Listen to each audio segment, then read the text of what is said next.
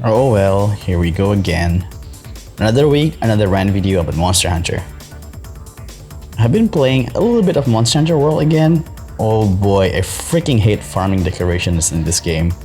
So, because of that, this week's rant topic will be about RNG and Monster Hunter, which include decoration and charms farming, raid weapon system from Monster Hunter World, and briefly talk about material drop. For the first topic, decorations RNG from World must go away. Decorations is such an important part of Monster Hunter experience since each person wants to play differently, and having easy access to get the decorations that they need, like through crafting in Monster Hunter Rise, is so much better than getting it via RNG like in Monster Hunter World. Well, I'm stating the obvious, but Capcom did make that decision back in World. So hopefully they have learned their lessons and should continue on doing things that actually work well in Rise. So basically, make decorations craftable and charms RNG based. But it is even better if they could just eliminate the RNG system for both charm and decorations.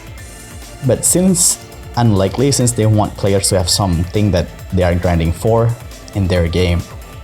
Well, unless there is going to be more things that could be equipped to the hunter, then maybe that new things could be a new RNG.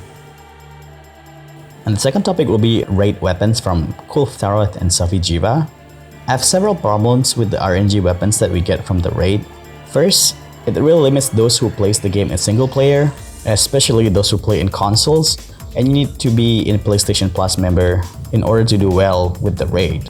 And the second reason is that these RNG weapons tend to be so strong compared to earlier weapon.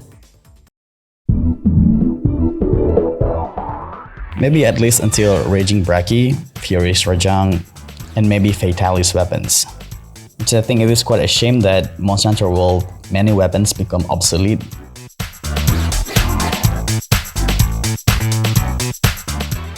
When a stronger weapon comes.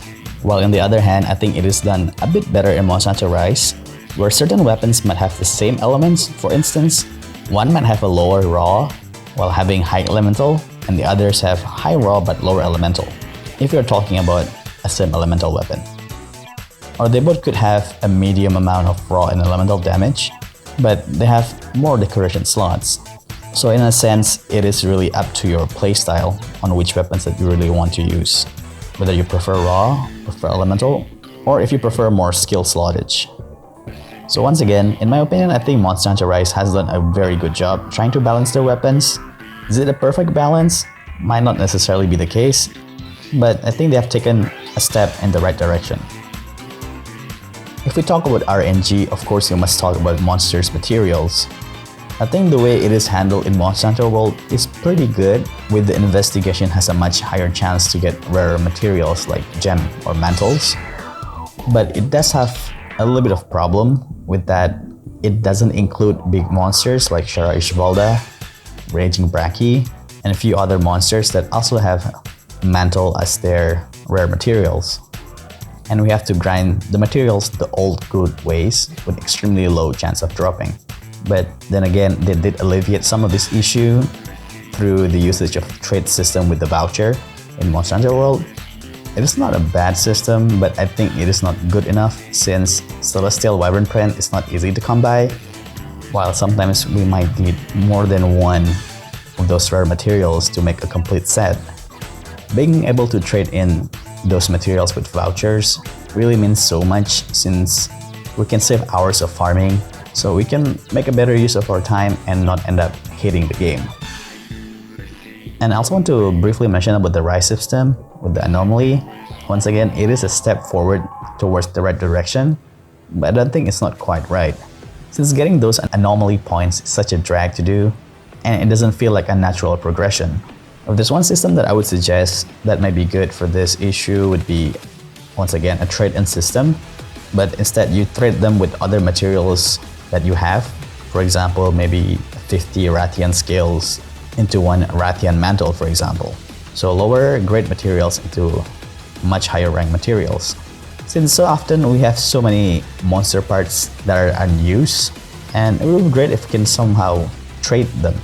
But then again, this system can be abused maybe, so to prevent it from being too broken, maybe make it that you can only do it once a day or something in real time. I don't know, just as suggestions. Do you guys have any better ideas to deal with this? Or is it farming them the good old ways is still fine for you guys? Well, that's all to rant about Monster Hunter RNG, and I hope Wilds will address some of these RNG-based systems that are currently present both in World and Rise. How are you guys feeling with the current RNG-based system that currently exists in Monster Hunter games, be it about decorations, raid weapons, or the materials? Let's discuss it together in the comment section. Thank you so much for listening to my rant as usual.